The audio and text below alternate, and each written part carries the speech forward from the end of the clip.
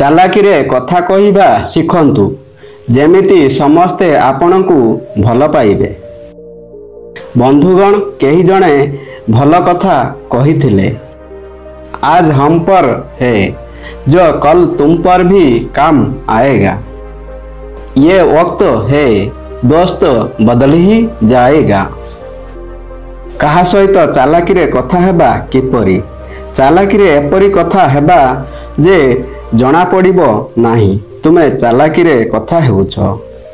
ତାକୁ ଏପରି କଥା କହିବା ଯେ ତୁମ କାମ ପାଇଁ ତାକୁ ପଟେଇ ଦେବା। ଚାଲାକିରେ କଥା ହେବା ଅର୍ଥ ସେ ଲୋକଟି ଜାଣିବ ଯେ ତାର କାମ ହେଉଛି। ସତ କହିବାକୁ ଗଲେ କାର୍ଯ୍ୟ ଆପଣଙ୍କର ହେଉଥିବ, ଆପଣଙ୍କର ବିଜୟ ହେଉଥିବ। ଜୀବନରେ ଆପଣଙ୍କର କ୍ୱାଲିଫିକେସନ୍ ଡିଗ୍ରୀ ଠାରୁ ଅଧିକ ଗୁରୁତ୍ୱପୂର୍ଣ୍ଣ ହେଉଛି ଆପଣଙ୍କର କମ୍ୟୁନିକେସନ୍ ସ୍କିଲ୍। ଏହି ମୁଁ ଆପଣଙ୍କୁ ଲୋକଙ୍କ ସହିତ କିପରି ଚାଲାକି ସହିତ କଥା ହେବେ ସେହି ବିଷୟରେ କହିବାକୁ ଯାଉଛି।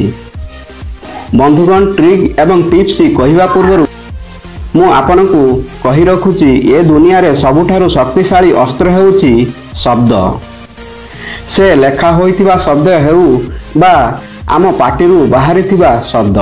ଏହି ଶବ୍ଦ ବା ଆମ କଥା ମାଧ୍ୟମରେ ଆମେ କାହାକୁ ଶତ୍ରୁ ବା ମିତ୍ର କରିପାରୁ। ଯେତେବେଳେ ଆପଣ କାହା ସହିତ କଥା ହେଉଛନ୍ତି ସେତେବେଳେ ପ୍ରଥମେ 3 ଥର ବିଚାର କରନ୍ତୁ। ପ୍ରଥମେ ଭାବନ୍ତୁ ମୁଁ କ'ଣ କହିବାକୁ ଚାହୁଁଛି, ତାପରେ ଭାବନ୍ତୁ ମୁଁ କାହାକୁ କହିବା ପାଇଁ ଯାଉଛି, ତୃତୀୟରେ ଭାବନ୍ତୁ ଏହାର ପରିଣାମ ମୋ ଉପରେ କ'ଣ ପଡ଼ିବ। ଯଦି ଏହି 3ଟି କଥା ଆପଣ ନିଜ ମନ ଭିତରେ ଭାବି ନେବେ ତାହେଲେ କାହାକୁ ମଧ୍ୟ ଆପଣ ନିଜର କରିପାରିବେ। ଚାଲନ୍ତୁ ବନ୍ଧୁଗଣ, ସେହି ବିଷୟରେ ଆଲୋଚନା କରିବା। Tip number 1, connect to people. ସାମ୍ନାରେ ଥିବା ଲୋକଙ୍କ ସହିତ ଯୋଡ଼ି ହେବା। ଆପଣ କୌଣସି ଲୋକଙ୍କ ସହିତ କଥା ହେବା ସମୟରେ ପ୍ରଥମେ ତାଙ୍କ ସହିତ କଥାବାର୍ତ୍ତା କରନ୍ତୁ ଏବଂ ନିଜ ବିଷୟରେ ଅଳ୍ପ କିଛି କୁହନ୍ତୁ। ଭଗବାନ ଆମକୁ ସେଥିପାଇଁ 2ଟି କାନ ଦେଇଛନ୍ତି ଏବଂ ଗୋଟିଏ ପାଟି ଦେଇଛନ୍ତି। ଏହାର ଅର୍ଥ ଆମେ ବେଶୀ ଶୁଣିବା ଏବଂ ଅଳ୍ପ କହିବା। ଆମେ କିନ୍ତୁ ସବୁବେଳେ ଓଲଟା କରିଥାଉ, ଅଧିକ କହିଥାଉ ଏବଂ ଅଳ୍ପ ଶୁଣିଥାଉ। ସବୁବେଳେ ସଫଳ ବ୍ୟକ୍ତି ସବୁବେଳେ ଶୁଣନ୍ତି ଏବଂ ଅଳ୍ପ କୁହନ୍ତି। ସେଥିପାଇଁ ସେମାନେ ବଡ଼ ଲକ୍ଷ୍ୟକୁ ପୂରଣ କରିପାରନ୍ତି।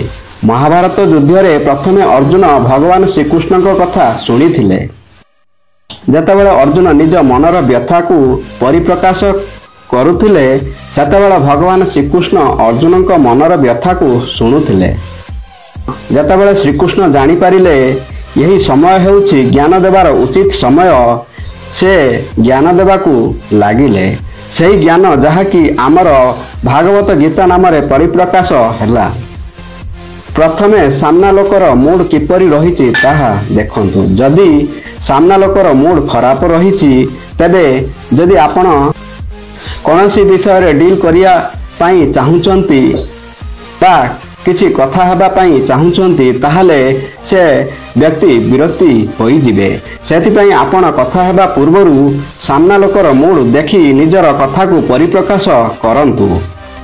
Tip number 2, connect to people hearts. ଲୋକଙ୍କ ସହିତ ଯୋଡ଼ି ରୁହନ୍ତୁ।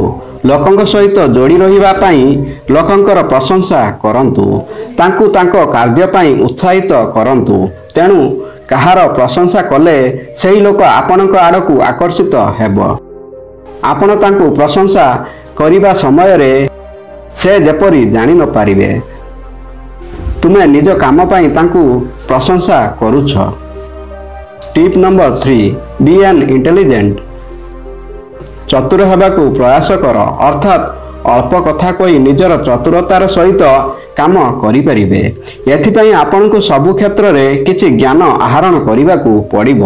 କାରଣ ଯଦି କେହି ବ୍ୟକ୍ତି ଆପଣଙ୍କୁ କୌଣସି କ୍ଷେତ୍ର ବିଷୟରେ କିଛି ପ୍ରଶ୍ନ ପଚାରିବେ ତାହେଲେ ଆପଣଙ୍କୁ ସେହି ବିଷୟରେ କିଛି ଉତ୍ତର ଦେବାକୁ ପଡ଼ିବ। ଯେପରି କୌଣସି ଏକ କେମିକାଲ ଭିତରେ ଯେତେ ପାଣି ମିଶାଇବେ ତାହାର ମୂଲ୍ୟ କମିଯିବ, ସେହିପରି ଆପଣ ଯେତେ ଅଧିକ କଥା କହିବେ ଆପଣଙ୍କ ଶବ୍ଦର ମୂଲ୍ୟ କମିଯିବ। Tip number 4, modify your talking style. ଅର୍ଥାତ୍ କଥା କହିବାର ଶୈଳୀକୁ ପରିବର୍ତ୍ତନ କରନ୍ତୁ। କିଛି ଲୋକ ଧୀର ହୋଇ କଥା ହୁଅନ୍ତି, ଆଉ କିଛି ଲୋକ ଅଛନ୍ତି ସେମାନେ ଉଚ୍ଚ ସ୍ୱରରେ କଥା ହୁଅନ୍ତି। କିନ୍ତୁ ଆପଣ ସବୁବେଳେ ପ୍ରୟାସ କରନ୍ତୁ ଅଳ୍ପ କହିବା ପାଇଁ। ଯଦି ଜଣେ ଖୁସି ଅଛି ତାହେଲେ ଆପଣ ତାଙ୍କ ସହିତ ଖୁସି ହୋଇ କଥା ହୁଅନ୍ତୁ। ଯଦି କେହି ଦୁଃଖିତ ଅଛନ୍ତି ତାହେଲେ ଆପଣ ସେହିଭଳି ଇମୋସନ୍ ହୋଇ କଥା ହୁଅନ୍ତୁ।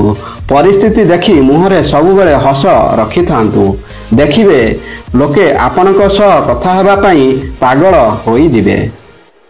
Tip number 4, give surprise and help others. ଆମେ ସମସ୍ତେ ଜାଣିଛୁ ସମସ୍ତେ ହୃଦୟ ଖୋଲା ଲୋକଙ୍କୁ ଅଧିକ ପସନ୍ଦ କରିଥାନ୍ତି। ଆମେ ଭାବୁ ତାଙ୍କ ପାଖରେ ଉତ୍ତମ ମଣିଷତ୍ୱ ରହିଛି। ଆପଣ ସମସ୍ତେ ଜାଣିଥିବେ ଗିଫ୍ଟ ସମସ୍ତଙ୍କୁ ଭଲ ଲାଗିଥାଏ।